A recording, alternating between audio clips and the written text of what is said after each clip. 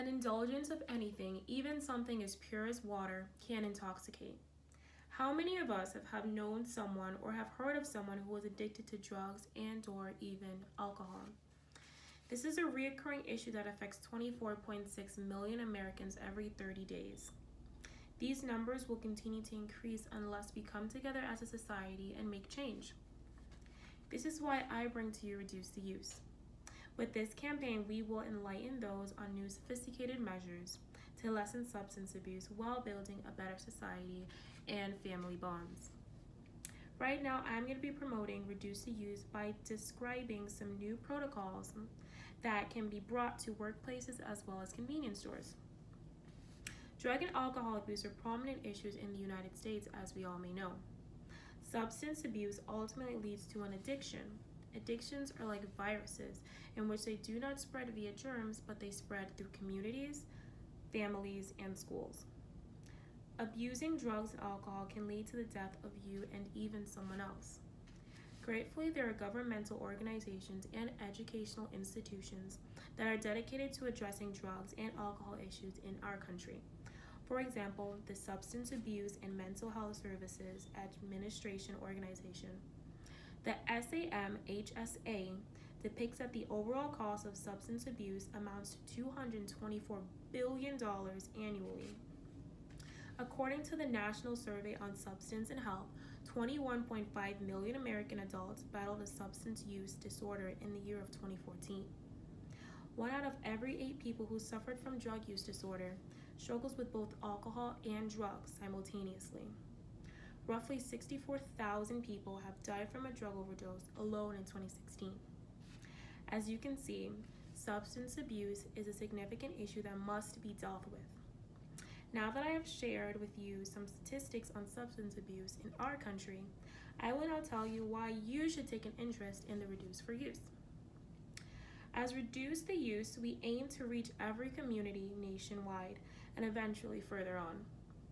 We want to possibly impact families and communities by introducing new and improved substance protocols. Firstly, we plan on targeting working people and those who purchase alcohol.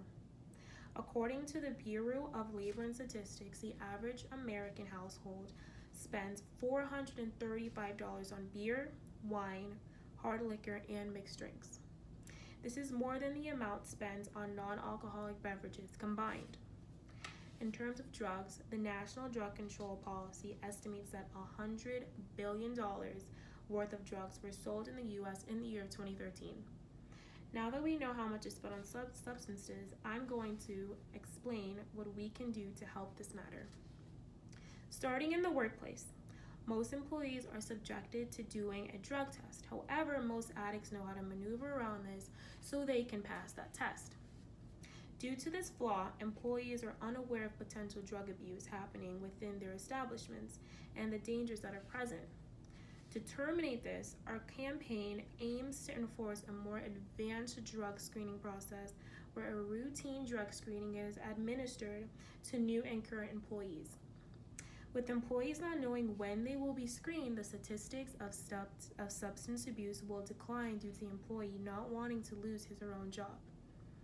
In terms of alcohol, most stores require IDs shown when purchasing an alcoholic beverage. We aim to place more restrictions on purchasing alcohol by placing a limit on the amount a consumer can purchase. By doing this, there is a less likelihood of someone abusing alcohol. With these improvement protocols set in place, the abuse of substances will decline significantly. Today I have brought to you Reduce for Use, which encourages the education of drug and alcohol abuse through the use of putting a limit on the amount of alcohol that can be purchased and by subjecting stricter drug screening procedures. How many of us have known or have heard of someone who was a drug and or alcohol addict? We can do more to lessen the odds. Thank you.